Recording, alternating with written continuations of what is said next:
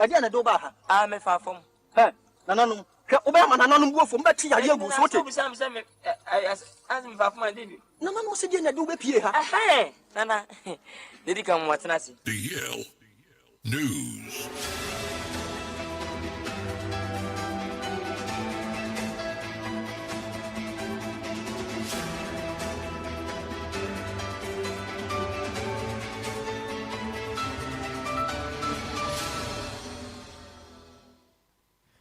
Yamamo akwaba afi tumirikande shia yen ewo Facebook no so a na ye DLFM 106.9 na yemfa kasebo no enchiri mu ankasa emfa ensomum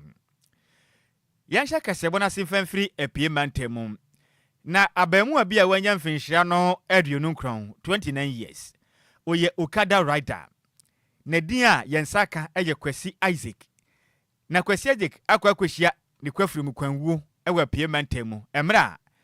members omogba adwumaden edema illegal mining eye galamse task force ewo achem eminem eno no eben new ebrim ewo eye brim not mensin mu pie mantemu omato ahye ne so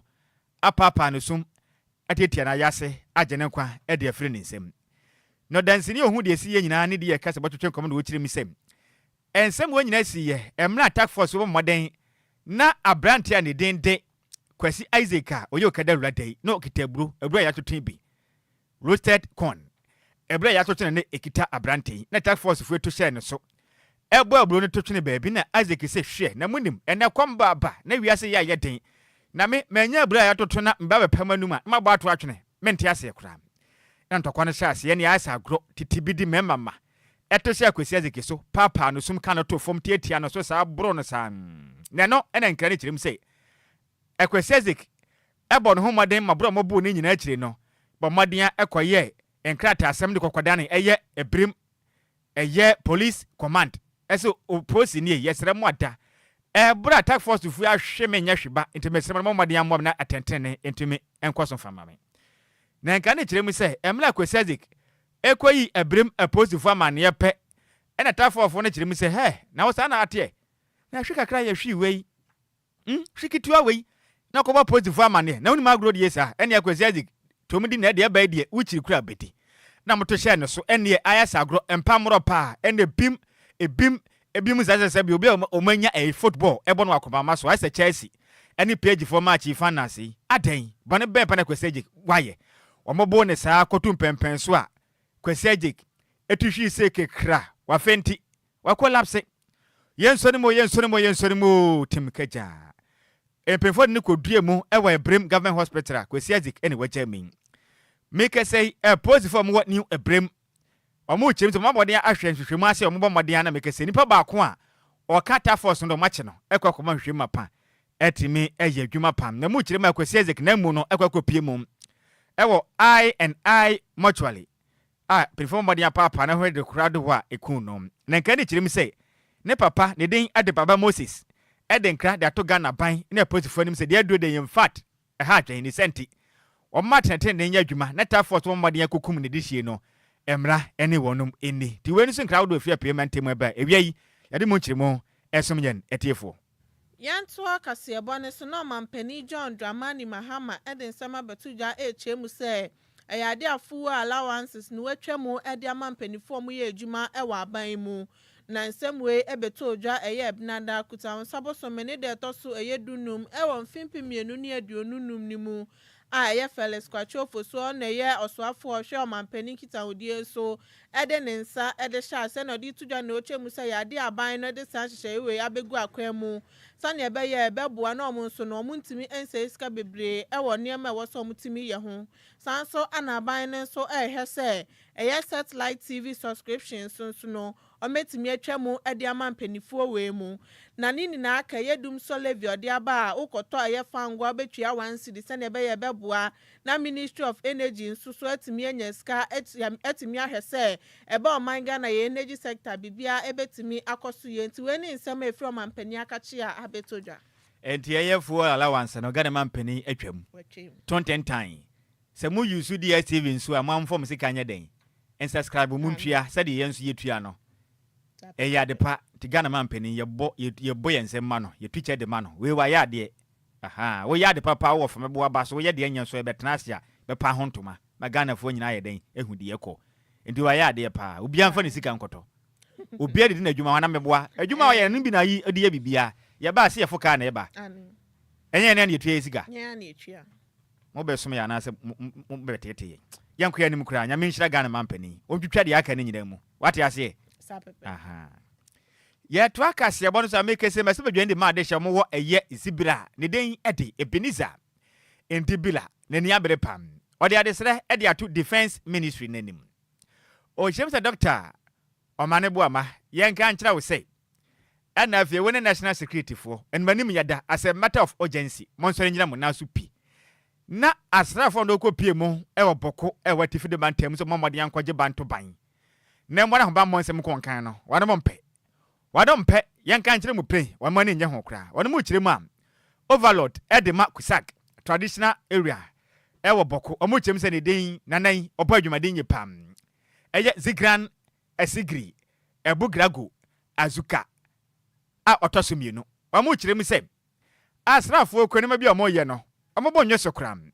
emra manche badwani friends enkyerefo ndwada adwada kita won sabo so men da toso dunan ane wo kyere mu se eba ne se na asrafo makosem kwa kwaje ban aboban ewo etifide mantem boko a mokọ ya na overload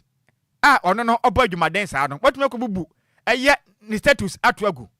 obubu ni nyina sa no mo wie nso atimamufo na mo bro wono mo sa ade bono be no maye o kyerem akwa mokọ ye no o ma take size o mokọ akwatan wo hene akọ bro ni penti o mo mpe ene empe kyina Ghana mampani e sori ye bibi ono osoafo ohwe ahomba monsem so musori nya bibi sa asrafo no mpe bio wo mu nyina mfiri so wansan mra bio no mfa foforo nko na de ba ye yi de ye koto be kuma wo mamode yankohwe ahomba monsem nkonkwanya mpambro na ekoso etifide mantam munti de o maka no mampani wupowumpo ya ne sam Mr. Indibira echirim tani manim yada opese the entire military no obia san na chi baf efie no mampani eye foforo de covid de ode ko ye de nyamani nukurani empamra na hwe mo hwe no mateki size nde mo mahoma monsem no enkon kan ode nsem sei eton sentrefo anim. Not only was the statue shot at and pulled down by the military, but it was set ablaze by the military. What was the crime of the statue? Who was their target? Your guess is as good as mine. The people of Kusau have lost hope in the current military presence in Boku. We think our overlord is not safe with this present military presence in Boku. It is pretty obvious these callous military officers were after the life of our overlord, and thus cannot be the same people parading themselves as peacemakers in Boku. As a result, ladies and gentlemen, I called on the Minister of Defense and the National Security to act as a matter of urgency and withdraw the entire military force from Boku and replace a new set. It is our belief that the current military personnel had long been tainted and corrupted and have therefore lost the moral uprightness in providing professional security protection for the people of Kusau. This is not a plea, ladies and gentlemen, of the media, but as citizens who duly pay our taxes, we demand that the commander and his men be immediately withdrawn in our community. Yesterday's action by the military must be thoroughly investigated, and the said military officers who destroyed the statue of the overlord identified and punished for their unprofessional and barbaric act. We also demand an immediate erection of the statue of Zuguran. DLFM 106.9. Eni a wuti ye aya meshebedwane de ma de sha wono mo zibira. Ne den ade Ebenezer indi bila ena wote ninkan. Yanto akase bone so na mashebedwane a ogina ye edema MPP amanyoko no ewo mfimpi mienu ni aduonu na ya bato onim ewo ya Blekuma North eye na Enquires free ye e de chop akase e de akoma ama ye MPP amanyoko ni penifo esa so moden hyehyɛ pa ebegu akwam na nya ade a wodi su no sakogina ye sa Blekuma North for ento ne so aba na bro mu konhyiamudie ewo ye national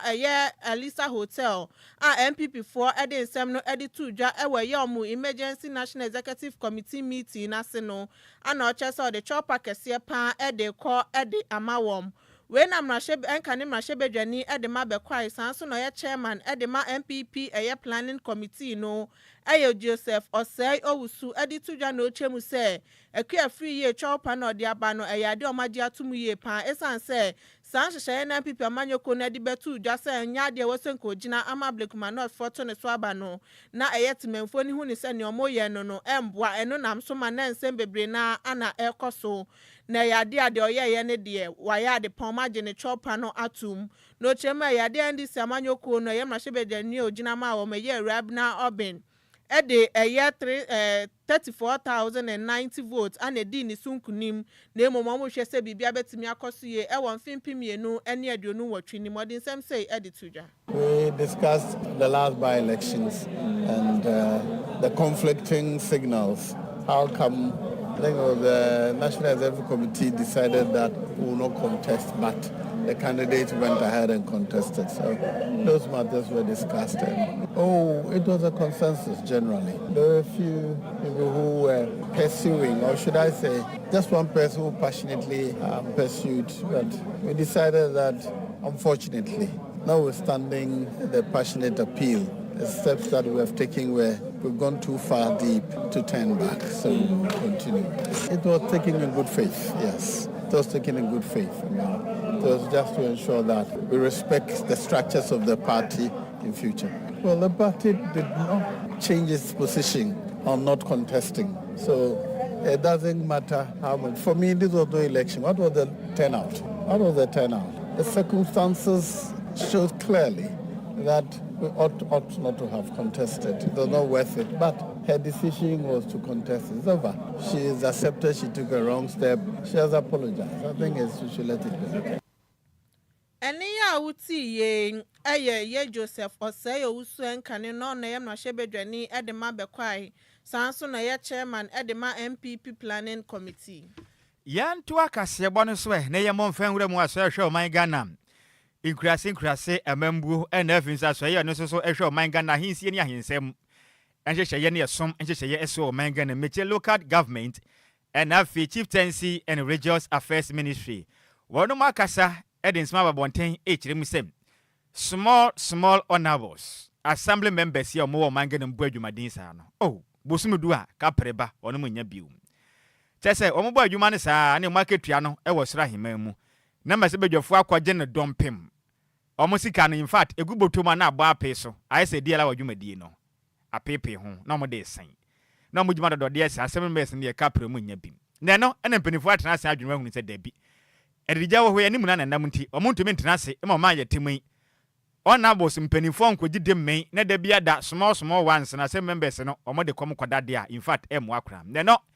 ena endra da minister edema chieftaincy and religious affairs me wafa se Ahmed Ibrahim reference entrefo se momra momfa mo microphones no recorders na mde na memprim mu na monkaka nsem kire Ghana fo ene de koy no wokiri misem yan kan kire Ghana fo se abanya krado so peso oboa pam na ememwo ni kwafom sane kwafom ho ase ho pa ne boa na me yakwanim ego mpuntum efisa Ghana mampeni akwakofa resetting Ghana agenda etiapa oso focus and wochirim say make say sika aban de akọ eye 23.6 million Ghana cedis ekwakọ ba wo de Enquires ni nyina assemblies ni kwakọ gisika we dia podwumaden enu gina ho no ma edema eye ofuriso bosome na afi nso kotoruma bosome me kire April na afi nso eye me bosome ni sika we kwakọ badwumaden mu chimte ni nyina da ebesi 25 million we kan sika hodo a aso ehwe oman Ghana eye yen sika semso me kire finance ministry e de kwasem kwakọ boa ene ye first tranche kwakọ badwumaden eno no ka 100 million allocation kwakọ boa pa na budget a obomode ade eye nkutebo de ko ma sebadwamu no e ka ho ebim na wode mu chirim se assembly members ni nyina da eye mpem kron ene eye e de wotwe enum 9,085 assembly members ni nyina da mo hwe dem se sika wi mo benya bi na motumi de apodwama no na boa na dwumadi a mudi de so mo man Ghana no mo nso botom etumai do the same say eton centrefo anim. In recent past we have experienced a re-centralization of resources at the center, and this negatively impacted on the performance of the metropolitan, municipal and district assemblies. To reverse this trend, the government of His Excellency John Dramani Mahama promised to transferring 80% of the district assembly common fund to the metropolitan, municipal and district assemblies, and this policy is being implemented. Our government also promised to resource all assembly members to be able to perform their duties efficiently and effectively in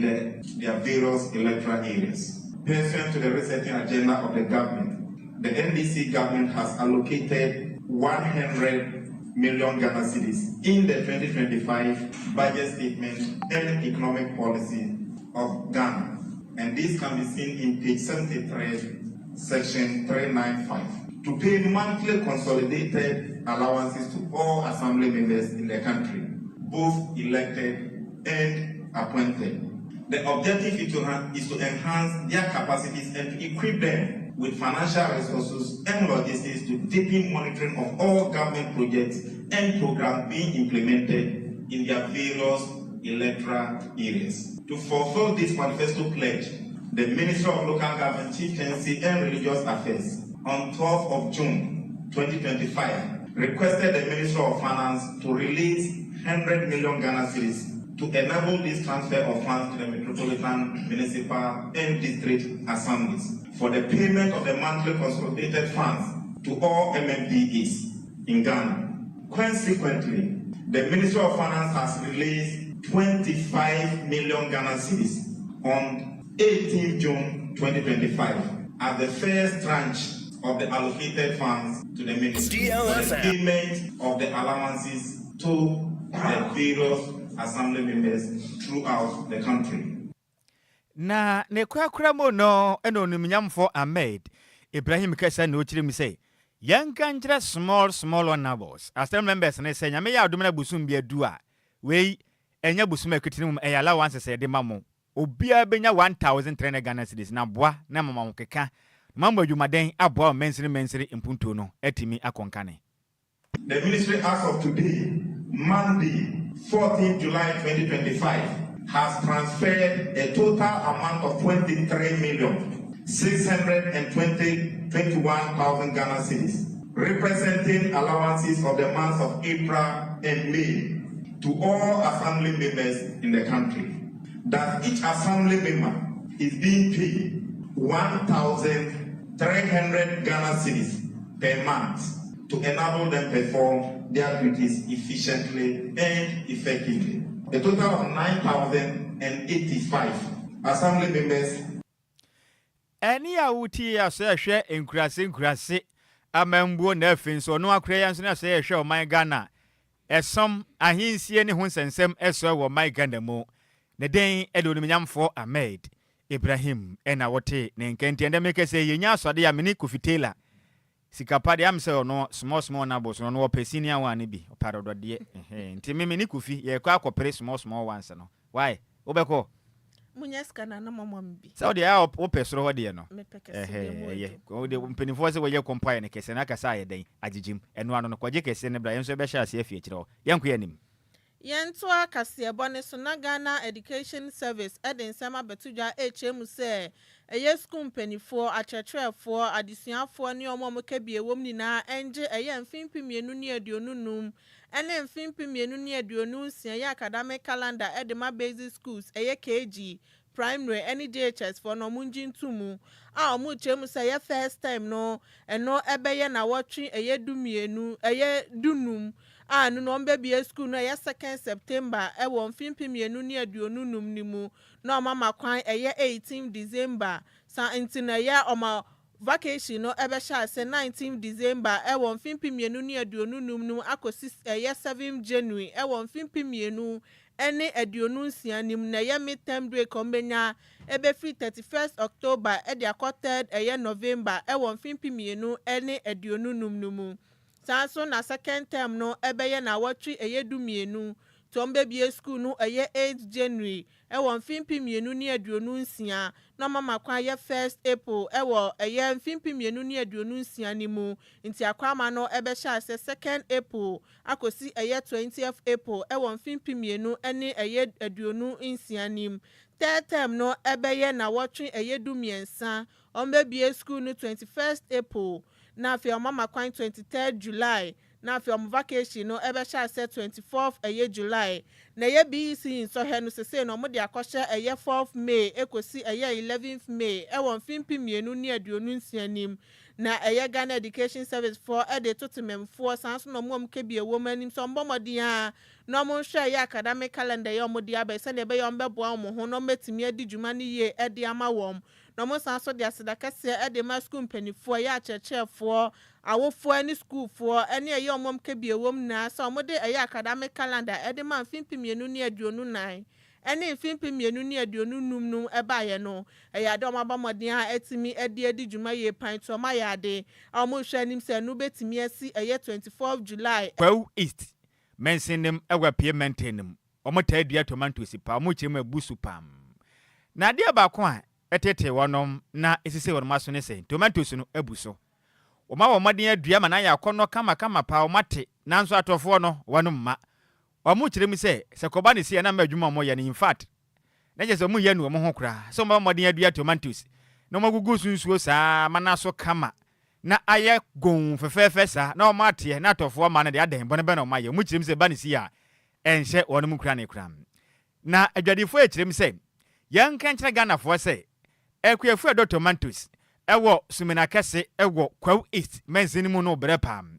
efisɛ brɛ ɔmo bɛbɛ ne kwantenti ɔmo betwa ɛkɔ afuom ɛkɔ sikua ɛde tomatoes saa ma na ba na ɔmo ate agu hɔ nom na atɔfoɔ no mo ma no mo pɛ sɛ mo kyerɛ wɔn mo sɛn ɔmo kyerɛ mu a mo yɛ asapɔmpa ne sɛn ɔmo srɛ ɔmo ada ɔmo kyerɛ wɔn mo mmra ne ntoosi no ebusu pam ɛmra de yɛ kɛse bɔ ɛkye mrɛ ɛne akuafo twetwe nkɔn ɔmo kyerɛ mu sɛ in fact ɛnam sɛ nansɛn atɔfoɔ ntamba na nipa ketewa bi na ɛba wɔn mpɔtem bɛtɔ tomatoes ne nti ɔmo ba ɛbɔ ɔmo pɛ na ɔmo gye wɔn ne bɛ pere aka tum sɛ ntoosi yɛ kama ho ɔden kama kyɛ sɛ asopa ɛfɛ pam nanso bocho na ɔmo atɔ no ɛboa yɛ yaaya kuani wantɔn ne san tomatoes yi na ɛpro sɛ kwai enti ɔmo kyerɛ mu sɛ ba ne san na kyɛ sɛ sisie ne kɔ so sɛ enti ɔmo srɛ mo ada Ghana dwodwofo mbɔ mmɔden a ɛkɔ Burkina Faso kɔ fantosi ɔse mo nyan kɔ mo bɛbɛ pie mu apie mantam sumina kɛse a ɛbu so tumbra mɛtɔ ɔmo kyerɛ mu sɛ ɔmo ka kyerɛ Ghana bɛ sɛ ɔmo mmɔden ntu atɔfoɔ no fo ɔmo mmra hɔ na mo mɛtɔ tomatoes no fi sɛ tomatoes no bɛprɔ kwadeɛ aden mo mɛtɔ na ɔmo so nyɛ sika akra ɛmfa ngo mbotom ɔmo kyerɛ mu sɛ aba ne yɛ sɛ bɛboa mɛkua adwuma na mo sie no ankɔka ba mo mayɛ adwumaden abɔ ma tomatoes no abusu ɔmo yi mo de nsɛm sei ɛto de yɛ kase bɔ anim ɛkuafo nyame wo sumina kɛse na yɛ hawo a ɛha yɛ bebree ne sɛ ɛyɛ adwuma no a ne tɔ no ɛyɛ den ma yɛ paa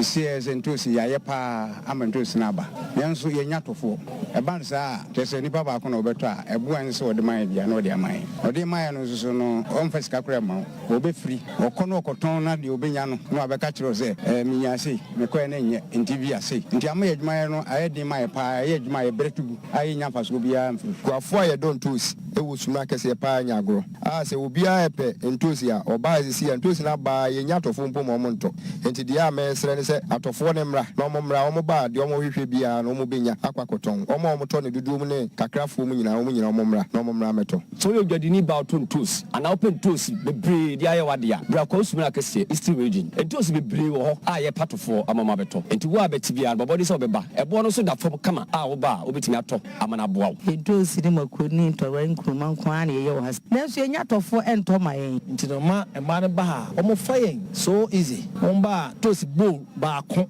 mua obi betumi ka kyerɛ sɛ ɔmo 1.5 ɔmo 2 million which is I think say it's unfair to us nti yɛbɛsrɛ sɛ ɔman Ghana the whole Ghana obi a wopɛ sɛ wobɛbɛtɔ ntosi sumina kɛse abɔnten wobɛnya ntosi atɔ woba wode wo kaa ba even sɛ cars 10-20 na bɛba kora obi a bɛnya ne ntosi ɛde akɔ ntosi no aba ɛso yɛntɔ wɔn a mohwɛ bo yɛ sisi hɔ yi a yɛbaa sɛ yɛbɛma yɛ 1.5 nti yɛabrɛ nti yɛhia atɔfoɔ ɔmo mmra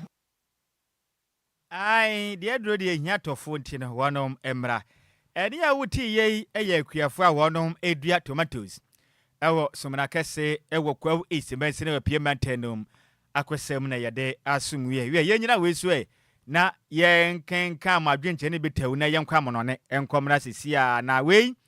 ɛfiri Baomia ba analka no wokyerɛ mi sɛ in fact kasebo mu ɔde pa na nam ahyama ne mpote mu ɔde pa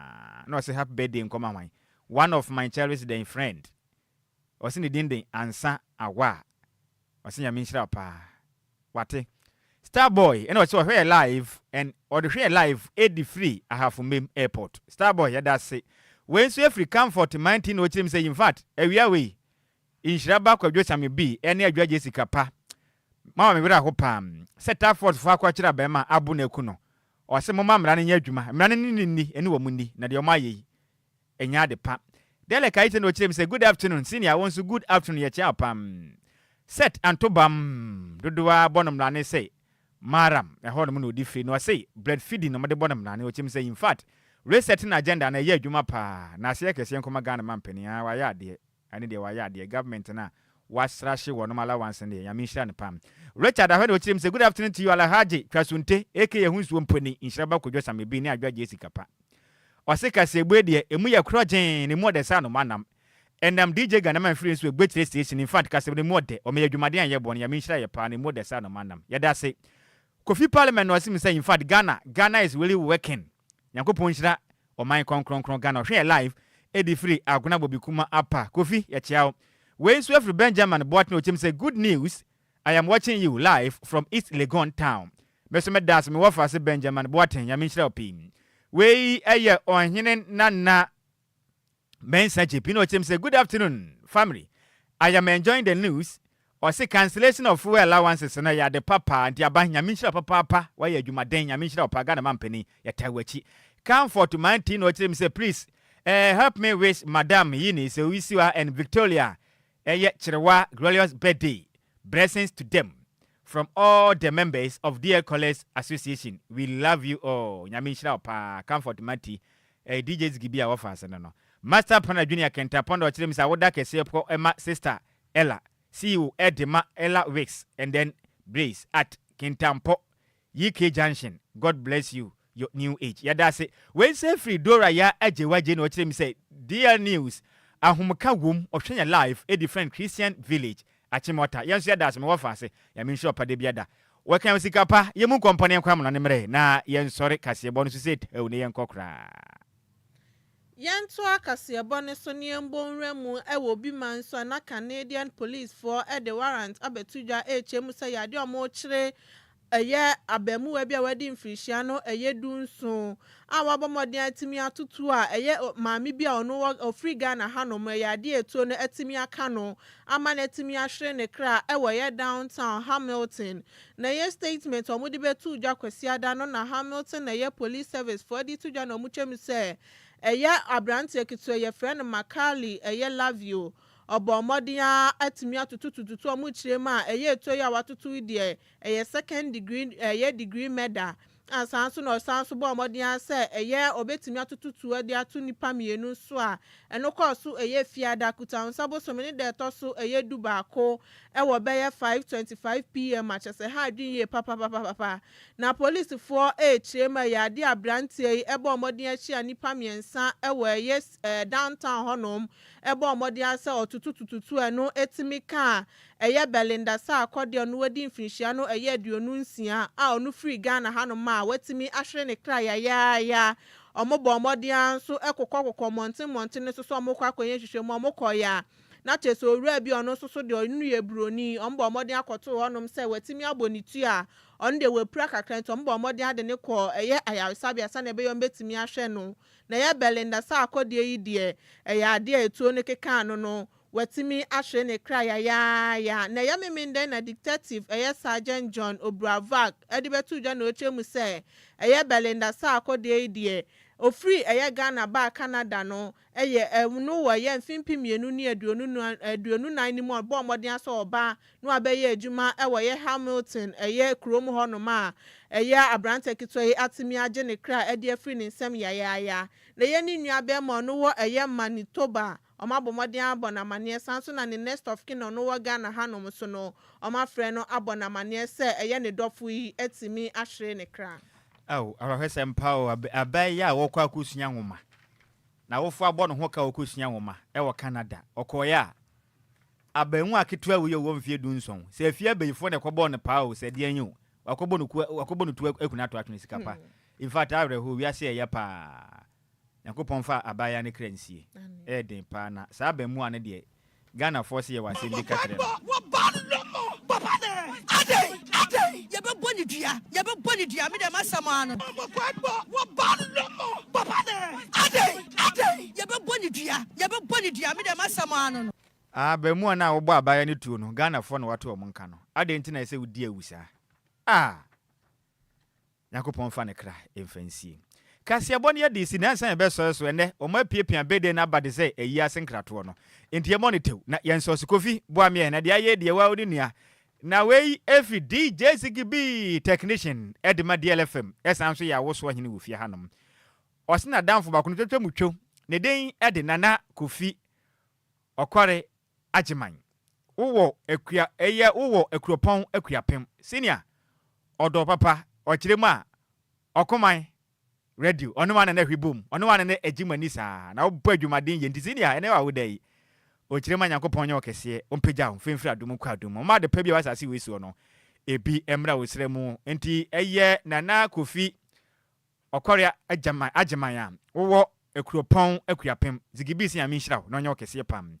wesu ekwadiama kwabana dako wo ekuropon ekuapem DJ Sigby ese yawo ene yawo ta ntisinia ya minhira opi dodo abom na ne se eye Red Vibe DJ Red Vibes DJ ntisinia a wuden ede kwabana dako wo ekuropon ekuapem ya minhira na nya okese wa de ma nya serenko wate sede wa hofie ni wanim duate no Nyankopon koso amanhira emusu fama wo onfomfra adum kwa adum na wiase nyina hu se yes Nyankopon wa hira opa and happy birthday go as you kwabana dako awa ekuropon ekuapem Sigby si emfa woda kese we emam we nso efri Janet Ofoluwa oye member edema dear Enquires association wo chire mi say happy birthday enkwen fama Eunice owusu a o chire ma wo Eunice owusu a wo ba adwumaden ye pa edema ku na wo Madina estate enti Yakopon hira wo anwo fe ya me nkwaso ampeja onya okese pa maami a wudindi Eunice owusu a wo ka members of dear Enquires association ho Yakopon hira no onya okese mama ene wa wudai Yakopon hira pa no mpejao efra domo enkwafa domo so happy birthday go as to you Eunice owusu a woka dear Enquires association members na ho efri Janet Ofoluwa a o de fa de give so na wase emfa woda kese we emfa ma ne kwakura mu ne Mr Fred Odro nyinanyini ehwo no na obutuo na si ne wa woda enti wankasa wo baba ma ne dindi berema duro oye adwuma wa Still Waters radio ewo nyinanyini no se ne wa woda enti bema mu a senior Yamisha no nyokese wate on fra adum kwa adum na the power asase we nyina so ne bi ema on sebem so happy birthday go as to you Mr Fred Odro a wo nyina hini efru baba man de berma dro a wo ye adwuma wo Still Waters radio ewo nyina hini no se yemfa woda kese we yemfa ema on kase bone ye de asi emusamufo ne ye Maze Mebel entwene semu tuntum so wi otom no sie na ni abadeja na ni mutrepa on the circus mu de mame ne sinfita in fact ya mi hira ne pam semufu no kofitera 10 gram we wini ahofa adwa no wa chekine e de ekopia mu Facebook YouTube maka se bonya bi ehweje DJ Sigby senior technician duty ebo made chincha fini fu made sem yan